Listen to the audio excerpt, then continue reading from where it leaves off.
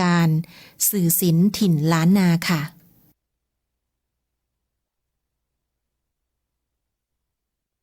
คนเมืองหรือเปล่า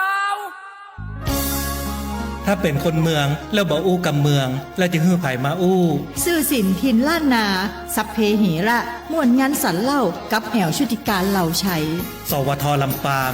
FM 97 เมกะเฮิรตซ์ 054-224-556คนเมืองหรือเปล่า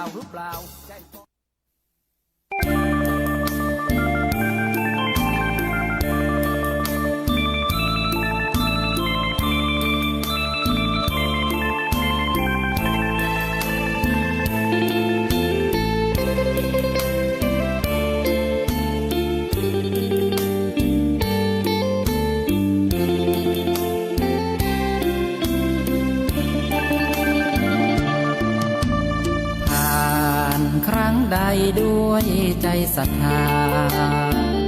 ถึงประตูพายกมือไหว้สาเจ้าพ่อขอพรสิ่งดีแล้วลูกนี้จะเดินทางต่อมองเห็นแมกไม้ชูช่อ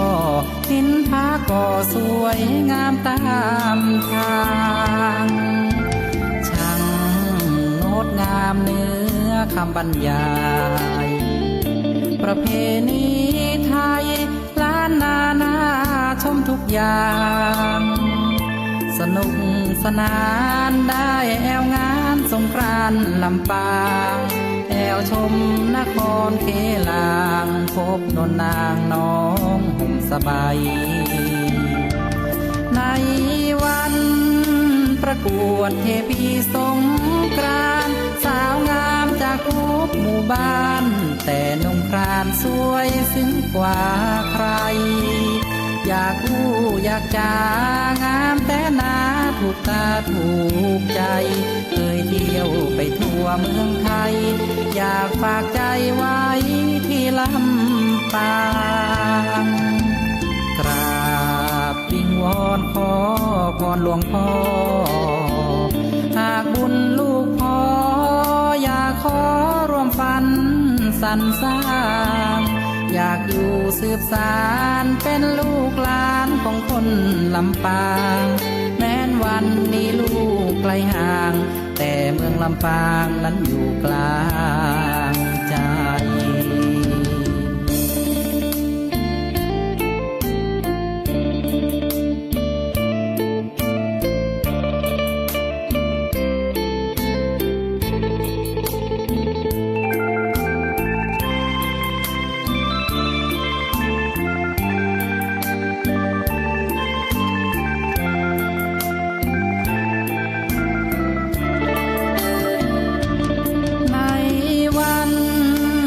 กวดเทพีสง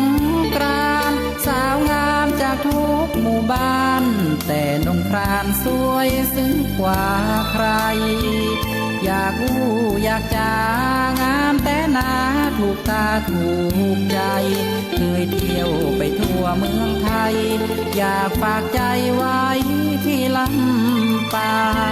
งกราบวิงวอนขอพรหลวงพ่อหากบุญลูกพ่ออยากขอร่วมฝันสรรสร้างอยากอยู่สืบสานเป็นลูกหลานของคนลำปางแม้นวันนี้ลูกไกลห่างแต่เมืองลำปางนั้นอยู่กลางใจ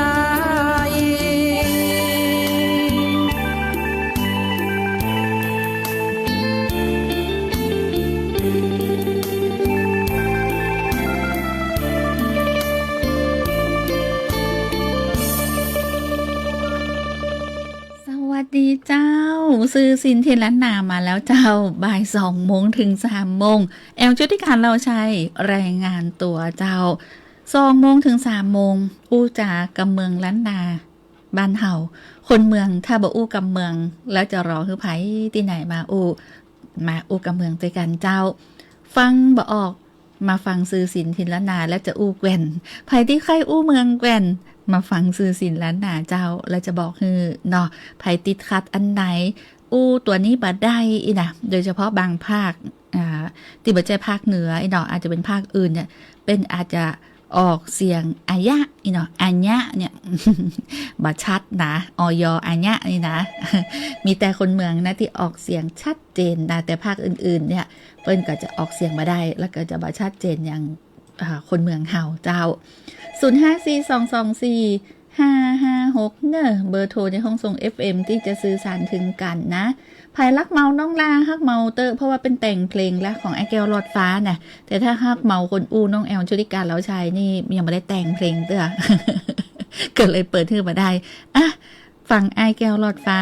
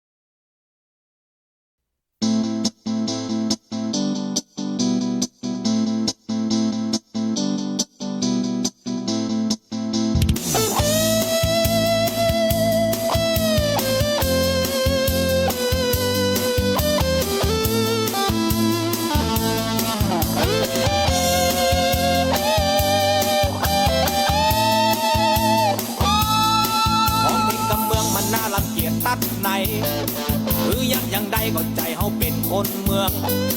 อู้กันตึงวันก็ยังปากันอู้เมืองฟังกันหูเรื่องไปทั่วถิ่นล้านนาเกิดเป็นคนเมืองฮักทานฮักถิ่นผู้คนถึงจะรวยจนก็สนในเรื่องภาษาร้องรำทำเพลงบ่เคยลืมความเป็นมาฟังเนื้อสลาปากันแต่งเพลงฟังดังก็ฟ้อนบ่ดังก็ฟ้อนข้าคึดย้อนได้ปลูกได้ฟังเร่งเครื่องเสียงเอาจนสุดกำลังเสียงจนปอตังมันบ่ดังหูไว้ถ้าเจ็บหัวเพราะว่าขายแกนปวดหัวยาวบ่แควนก็จดยาทำใจบ่อุดหนุนกันมันบ่จังกระโตดไผเป็น ไผ่ใจมันมนุษย์คนเอาเกิดมาในโลกกว้างปากันกึศสร้างไปตามความฝันสุดแรงสุดปีหยอกถึงเมื่อคืนเมื่อวันมีไผ่ในหันความดีเขาพ่องแต่สติว่าเฮาเป็นป่อใจอาลับเนึกลุกควายไผ่ในจะมาแก่อายุสังขารเฮาก็ยังบ่แก่จนล่างบ่มีตัวแม่สักคน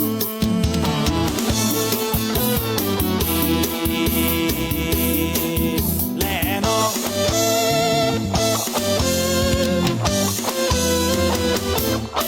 แต่ทิ้งกับเมืองห้องเล่นเอามวนบ่ได้คือใจป่อใจก็จอยขึ้นกองล่องกองบ่ว่องบ่ไว้จดเล่าสักตองสองตองแกล่อนเป็นกองเริ่มห้องสลาแบงเพล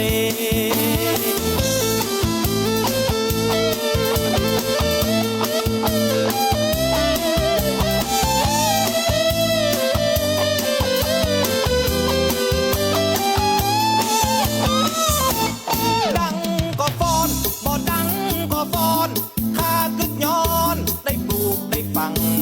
เกร่งเครื่องเสียงเอาจนสุดกำลังเสียงจนปอตังมันบ่ดังหูไว้ถ้าเฮารวยเพราะว่าขายหมานเป็นหน้าจืนตาบานเพราะสำหานในใจช่วยอุดหนุนกันกู้ชุดตลอดไปจะยินดีจากใจตึงวันมนุษย์คนเฮาเกิดมาในโลกกว้างปากันทึกสร้างไปตามความฝันสุดแรงสุดปีหยอกถึงเมื่อคืนเมื่อวันมีไผ่ในหันความดีเฮาพ่องแต่สติว่าเฮาเป็นป่อใจอาลับดึกลุกควายไผ่ในจะมาแก่อายุสังขารเฮาก็ยังบ่แก่ล่างว่ามีตัวแม่สักคน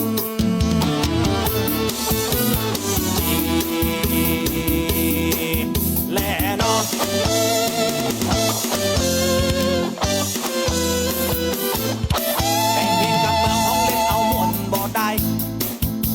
ป่อใจก็จอยขึ้นกองล่องกอง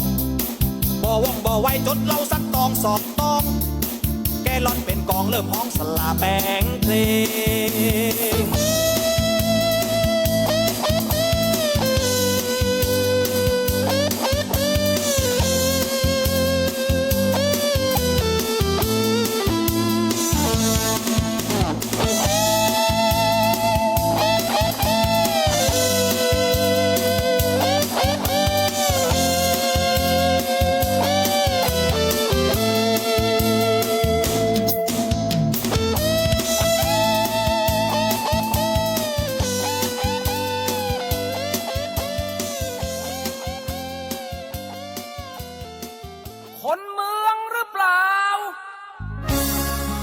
ถ้าเป็นคนเมืองแล้วบ่อู้กับเมืองแล้วจะฮื้อไผมาอู้ สื่อสินทินล้านนาสัพเพเหระม่วนงานสันเล่ากับแอวชุติการเหล่าชัยสวทลำปาง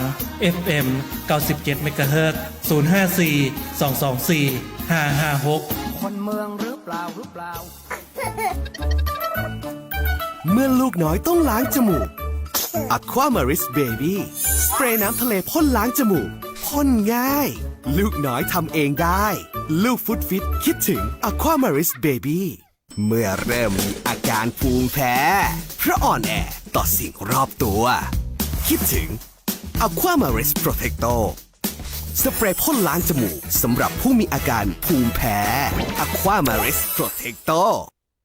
เมื่อลูกน้อยมีอาการคัดจมูกหายใจบ่สะดวกเนื่องจากมีน้ำมูกฟุดฟิตจากอาการหูดังแห้งหรือว่ากระคายเคืองจากการสัมผัสกระสานก่อภูมิแพ้อย่างเช่นฝุ่นละอองลูกฟุตฟิตกึดถึง Aquamaris Baby สเปรย์น้ำทะเลพ่นล้างจมูกพ่นง่ายลูกน้อยเนี่ยคนเดียวได้หรือว่าเมื่อคุณมีอาการเป็นภูมิแพ้หนองมีอาการภูมิแพ้เพราะว่าอ่อนแอต่อสิ่งรอบตัวฝุ่นควัน PM 2.5 ก็ถึง Aquamaris Protecto สเปรย์พ่นล้างจมูกสำหรับผู้ที่มีอาการภูมิแพ้เจ้าอันนี้ก็เอิญบอกต่อเนาะในเรื่องของสเปรย์พ่นจมูก Aquamaris Baby แล้วก็ Aquamaris Protecto เจ้า อู้ถึงปลาสวยงามที่ขึ้นเต้นนี่นะคุณผู้ฟังเจ้าปลาสวยงามไทยขึ้นเต้นอันดับ3ส่งออกตลาดจีนเดินหน้ายกระดับสู่ตลาดโลกเจ้าเรื่องนี้เป็นจะใดมาติดตามเจ้ากระทรวงพาณิชย์โดยกรมส่งเสริมการค้าระหว่างประเทศเปิดเผยว่าอุตสาหกรรมปลาสวยงามของจีนเติบโตอย่างรวดเร็วนะคือโวยเนาะรวดเร็วคือแปลเป็นเมืองก็คือโวยเนาะมีมูลค่ากว่า10,000 ล้านหยวนก็คือ 4.76 หมื่นล้านบาทโดยข้อมูลจาก Global Trade นะเจ้าAtlas นะเจ้าระบุว่าปี67นะจีนมีการนำเข้าปลาสวยงามมูลค่ากว่า 27.8 เหรียญสหรัฐซึ่งไทยครองอันดับ3ในการส่งออกเจ้ารองจากอินโดนีเซียแล้วก็มาเลเซียปลาสวยงามของไทยที่ได้รับความนิยมในจีนก็ได้แก่ปลากัดเนาะเนื่องจากว่ามีสีสันและการท่วงท่าการว่ายที่สวยงามนอกจากนี้แล้วยังมีปลาเสือนะปลาเสือตอไทยอินะเจ้าปลาเสือตอไทยเป็นสัญลักษณ์แห่งฐานะในตลาดไฮเอ็นด์รวมทั้งปลาทองหัวสิงไทยที่กำลังได้รับความนิยมเพิ่มขึ้นจึงแนะนำให้ผู้ประกอบการไทยเร่งในการพัฒนาในเรื่องของสายพันธุ์ใหม่ๆให้ตรงกับความต้องการของตลาดพร้อมทั้งศึกษาเส้นทางขนส่งที่รวดเร็วและก็ปลอดภัยเพื่อรองรับการเติบโตของตลาดปลาที่สวยงามเจ้าทั้งนี้รัฐบาลเจ้าพร้อมสนับสนุนการส่งออกปลาสวยงามไทยผ่านกลยุทธ์ทางการตลาดการจัดแสดงสินค้าในงานแสดงระดับนานาชาติและการประชาสัมพันธ์ผ่านสื่อโซเชียลมีเดียของจีนอย่างต่อเนื่องเจ้าเพื่อกระตุ้นความต้องการและก็ยกระดับภาพลักษณ์ปลาสวยงามไทยสู่ตลาดโลกอภัยที่เลี้ยงปลานะเจ้าโดยเฉพาะปลาที่เป็นปลาสวยงามของไทยเนาะขึ้นแท่นอันดับ3เรื่องของการส่งออกไปตลาดจีนนะเจ้าคนเมืองอู้ข่าวสื่อสินถิ่นล้านนาอู้ข่าวกับคุณผู้ฟังแฟนรายการได้รับรู้รับทราบสิ่งสวยงามของดีของไทยก็บ่ธรรมดานะเจ้าเนาะบ่ได้แป๊บชาติอื่นในโลกนี้เลยนะคุณผู้ฟังเจ้าเรื่องของปลาสวยงามแล้วเรื่องนี้นี่ก็ต้องบอกเนาะพี่น้องประชาชนคุณผู้ฟังแฟนรายการเจ้าเพราะเรื่องยังแก๊งมิจฉาชีพกาเรื่องของโจรออนไลน์เรื่องของแก๊งคอลเซ็นเตอร์นี่นะมีข่าวสารตึงวันเนาะตอนนี้เจ้าทางดีกระทรวงดิจิทัลเพื่อเศรษฐกิจและสังคมนะเจ้าได้มีการลงนามบันทึกข้อตกลงความร่วมมือหรือที่เฮาฮ้องกันว่า MOU ร่วมกับ16หน่วยงานโครงการDE Friend Platform หรือว่าแพลตฟอร์มการลวงอินะเจ้าเพื่อยกระดับการป้องกันภัยไซเบอร์จากแก๊ง call center และ SMS หลอกลวงเจ้า DE Friend Platform คือการเชื่อมต่อฐานข้อมูลระหว่างผู้ประกอบการโทรคมนาคมเจ้าเพื่อให้ได้ข้อมูลเลขหมายที่เป็นปัจจุบันนักที่สุดมีเป้าหมายเพื่อคัดกรองสายโทรเข้าและข้อความต้องสงสัยเจ้าพร้อมแจ้งเตือนประชาชน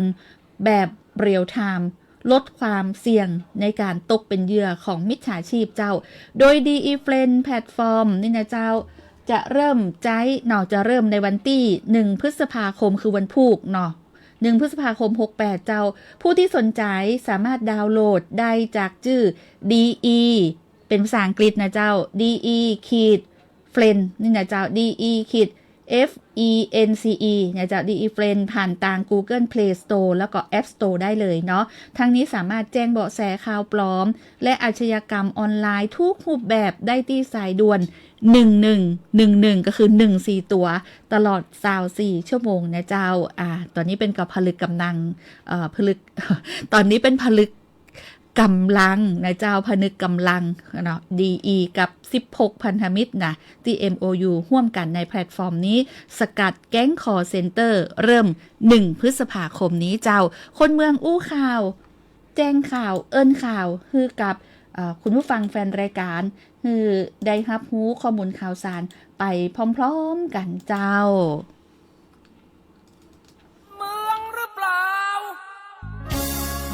ถ้าเป็นคนเมืองแล้วบ่อู้กับเมือง แล้วจะฮื้อไผมาอู้ สื่อสินถิ่นล้านนาสัพเพเหระม่วนงานสันเล่ากับแอวชุติการเหล่าชัย สวทลำปาง FM 97 เมกะเฮิรตซ์054 224 556คนเมืองหรือเปล่า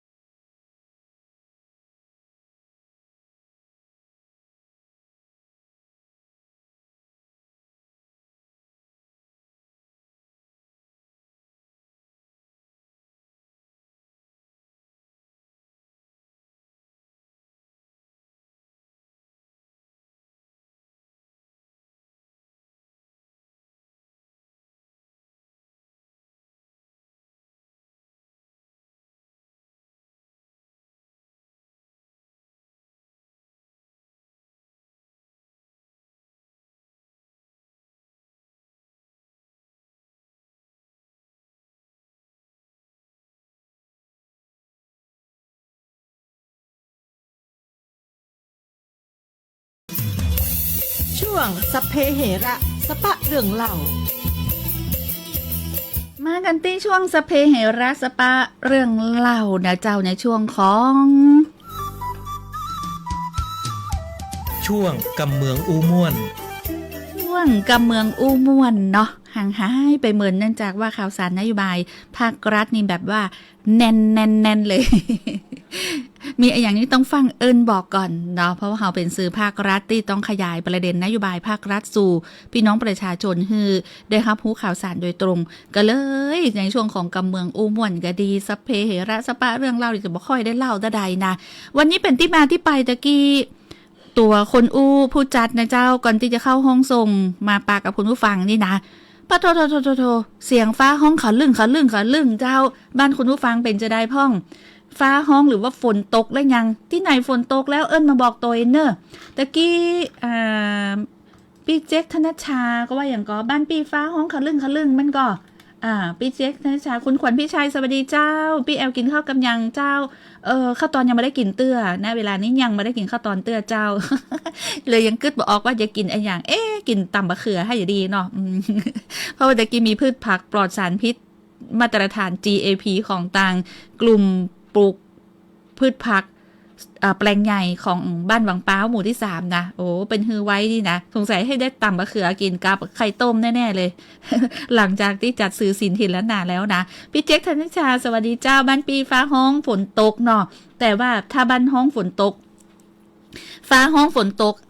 คนเมืองเป็นอย่าห้องจะได้ห้องต่างกันก็สำเนียงแต่ละที่ต่างกันก็ถ้าบ้านของน้องแอลนี่ถ้าฟ้าห้องฟังเสียงฟ้าห้องดังขะลึ่งบ้านไผ่ห้องนอกเหนือจากนี้มีก่อนอกเหนือกำว่าขะลึ่งเนี่ยเป็นเสียงของฟ้าห้องเนี่ยเจ้าในช่วงของการจวนอู้กำเมืองเนาะกำเมืองอู้มวนฟ้าห้องขะลึ่งเนี่ยเป็นซอยไปเลยนะเนาะขอเพลงเข้ามาป่ามันจากผู้บ่าวบ้านใหม่ครับคุณขวัญพิชัยจากบ้านใหม่ฝนตกร้อนแรงอีนะเป็นเหมือนเราเป็นคนไทยอย่างกันนี่คนภาคกลางอย่างกันฝนตกร้อนแรงลมเย็นครับผมอีดู โชคดีมีความสุขแม่ออนสวัสดีเจ้าคุณสกุลรักเคือนปัญญาส่งสติกเกอร์หุ้มหัวใจมาแม่นอมฟูปิง FC บ้านแม่โกงฝนตกเย็นแล้วเนื้อน้องแอลอีนะถ้าแม่นอมเย็นนี่น้องแอลก็เย็นถึงในห้องส่งเลยนะสลาดินสายสลามส่งสติกเกอร์หุ้มหัวใจมาน้องข้าวหอมเสริมงามขอบคุณที่บ่ลืมกันส่งสติกเกอร์หุ้มหัวใจมาเสริมงามฝนตกได้ยังเจ้าแม่โกงตกแล้วเนาะเดี๋ยวก่อนเนอะนี่มีใครว่าจะได้ก็เดี๋ยวก่อนเนอะสวัสดีเจ้าเสริมงามฝนตกนักขนาดเจ้าหันที่ไหนฝนตกนักตกน้อยเอาเพลงไอ้แก้วขุดปูแหมกำเด้อน้องแอลนี่ FC ด้านแม่กงสั่งมา ถ้าตอนนี้เปิดเทื่อแน่นอนนะไอ้แก้วขุดปูนี่นะแล้วก็ถึงฟ้าห้องขะลึ่งที่ไหนห้องผิดแปลกจากนี้ไปก็หมายถึงว่าแตกต่างจากการห้องฟ้าเสียงฟ้าห้องคนเมืองจะห้องฟ้าห้องดังขะลึ่งเนี่ยถ้าฟ้าห้องดังขะลึ่งมาได้นี่เรากลัวพายุเนาะแล้วแต่เจ้าที่น้องแอลบอกไปเรื่องของพยากรณ์อากาศกรมอุตุนิยมวิทยาเป็นก็บอกว่าภาคเหนือของเฮาเนี่ยมีฝนฟ้าคะนอง60%และมีลำปางบ้านเฮาตัวนะอันนี้ก็ต้องเตรียมพร้อมรับมือกับทุกเหตุการณ์หรือว่าสาธารณภัยทุกรูปแบบเนอะฟ้าห้องขะลึ่งมักจะมากับอะไรอย่างสิ่งที่น่าจะเป็นห่วงและส่งต่อแต่นี่คือพอฟ้าห้องดังขะลึ่งก็จะมีฟ้าผ่ามั้งก็ถ้าเกิดว่าอยู่ในหัวในเวียงหรือว่ารอบเวียงนี่นะสิ่งที่ตัวมานอกเหนือจากฟ้าห้องขะลึ่งฟ้าผ่าไฟดับกระถามหามาตัวนะบางพื้นที่เสียงฟ้าห้องดังขะลึ่งฝนยังมาตันตกไฟดับแล้วนะน้องแอลอีน่ะแต่กะอันนี้ก็แปลกเหมือนกันเนาะอันนี้ก็แล้วแต่พื้นที่เนาะว่าสัญญาณหรือว่าไม่ต้องว่าสายส่งไฟฟ้าเป็นจะใดแค่ว่าเสียงฟ้าห้องตอนอันฝนยังมาตันตกให้ไฟดับละนะมีที่ไหนเป็นจีห้องแม่กงเป็นกระเจ้าแม่น้อมนะเจ้าถ้าถึงกำข้าวกำห่ำข้าวห่ำกำมะเก่านี่นะเป็นบอกว่าฝนตกฟ้าห้องฟ้ามืดมัวคลุ้มเมฆห่อฝนเสียงดังอึงอนหล่นเม็ดจุ่มลาสิ้นเสียงก้องขึ้นถาดโหมผ้า จอล่อพาลาบานพร้อมกล้วยจักตายเท่าเข้าเดือน8จ้อมปากันปลูกซ่อมพาลางัวควายเอาอัดหมดเสียงซ้ายขวาปลดแอกออกมาหวานกลาก่อเข่าบ่เมินบ่นานเขียวบานทั่วดาวพักแว่นดาวเตาตัวปื้นกบเขียดในนาทรงเสียงคลึกครื้นปูป่ากล้าอื่นคึกคักป่าเยียนป่าไหลตี้ไหนก็นักตามแค่ได้ตักส่องเอาแมงนูนแมงมันบินซานเต็มเสาเล่นแสงแยงเงาแมงเม่าบ่น้อยเฮ็ดห่างนางไม้ก็ได้ขึ้นต่อยเฮ็ดถ่อมยังดอย100 ลิตรเฮ็ดเหลืองไข่ห่านเฮ็ดแดงอยู่ชิดไร้มลพิษกินลำอึงอ่างคางคกแย้แลนถมหนำเป็นดงเป็นต่ำเฮ็ดหอนบอนแบวฝนมาป่ายังสุกเหมือนดังแก้วมนุษย์ลุ่มฟ้าเมืองคนสุดแต่เดี๋ยวนี้แม้มีฟ้าฝน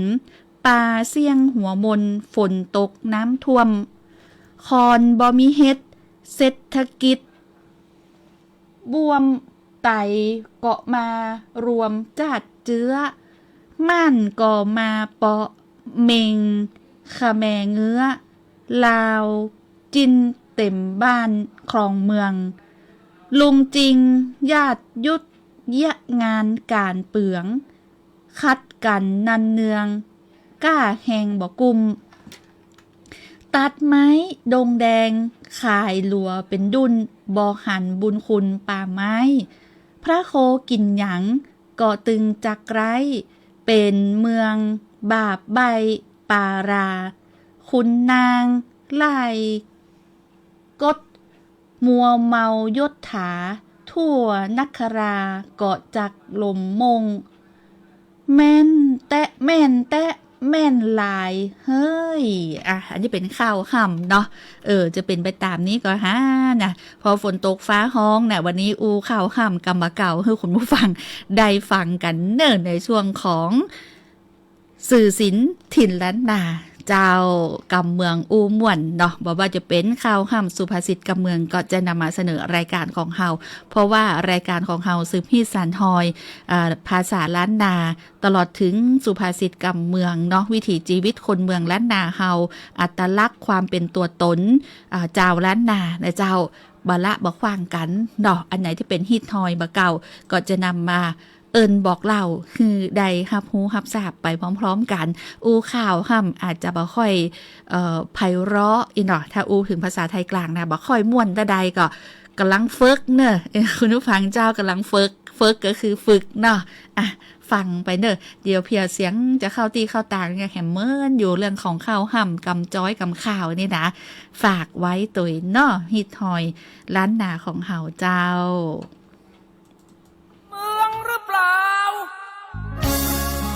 ถ้าเป็นคนเมืองแล้วบ่อู้กับเมืองแล้วจะฮื้อไผมาอู้สื่อสินถิ่นล้านนาสัพเพเหระม่วนงานสันเล่ากับแอวชุติการเหล่าชัยสวทลำปาง FM 97 เมกะเฮิรตซ์054 224 556คนเมืองหรือเปล่า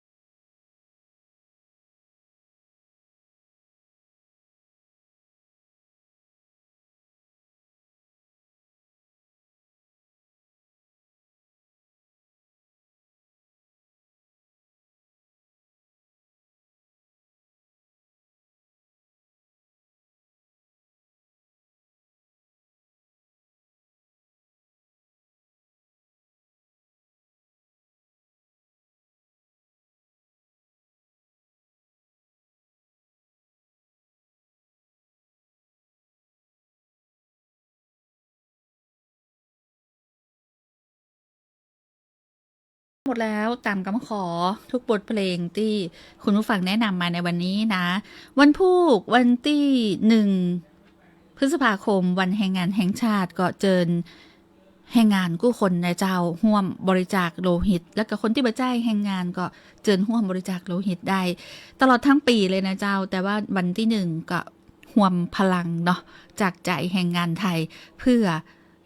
ต่อชีวิตเปื้อนมนุษย์นะเจ้าด้วยการร่วมกันบริจาคโลหิตนะเจ้าแล้วแฮมปอเนาะพอท่านบริจาคโลหิตเนี่ยก็ถวายเป็นพระราชกุศลแด่สมเด็จพระนิธิธิราชเจ้ากรมสมเด็จพระเทพรัตนราชสุดาสยามบรมราชกุมารี องค์อุปนายิกาผู้อำนวยการสภากาชาดไทยเนื่องในวันคล้ายวันพระราชสมภพ70 พรรษา 2 เมษายน 2568 ตลอดเดือนเลยนะและก็ตลอดปีตัวเนาะในช่วงนี้เนี่ยเจ้าก็เจิญได้ที่ศูนย์บริการโลหิตแห่งชาติก็ได้หรือว่าหน่วยรับบริจาคโลหิตประจำที่มีประจำเนาะหรือว่าทางธนาคารเลือดก็ได้อย่างโรงพยาบาลลำปางเนาะหรือว่าภายใกล้ที่ไหนโรงพยาบาลไหนเนี่ยก็สามารถไปบริจาคได้ทั่วประเทศนะเจ้าภายที่บริจาคโลหิต2 เตื้อขึ้นไปในปี 2568 ถือระหว่าง 1 มกราคมถึง 31 ธันวาคม 2568 ก็จะได้รับพระผงหลวงปู่มั่นภูริทัตโตเป็นที่ระลึกนะเจ้าสงวนสิทธิ์1 คนต่อ 1 สิทธิ์ต่ออันเนาะซึ่งเป็นก็เริ่มแจกมาตั้งแต่ 1 เมษายน 2568 ละนะเจ้าก็เจนจวนเนาะบริจาคเลือดเป็นมหากุศลอันยิ่งใหญ่นะวันนี้ขอบคุณจัดนักเจ้าตังสาแพทย์เจโฮมโดยแม่ทะนาครัวเนาะหลายพื้นที่นะเจ้าที่เอิ้นมาแล้วก็ที่บ่ได้เอิ้นมาก็ดีแล้วก็ติดตักมาทางเพจเนาะ Facebook ที่ไลฟ์สดของเฮานะเพจกรมประชาสัมพันธ์เนาะคือเพจกรมประชาสัมพันธ์สวทลำปางกรมประชาสัมพันธ์โดยเนาะขอบคุณทุกจ้องต่างเจ้าที่สื่อสารถึงกันเจ้าวันพุธมาปากันแฮมใหม่บ่าย 2 โมงถึง 3 โมงกับสื่อศิลป์ถิ่นล้านนาวันนี้แอลชุติการเราชัยนำรายการจากลาแต่เพียงเต้าอี้สวัสดีเจ้า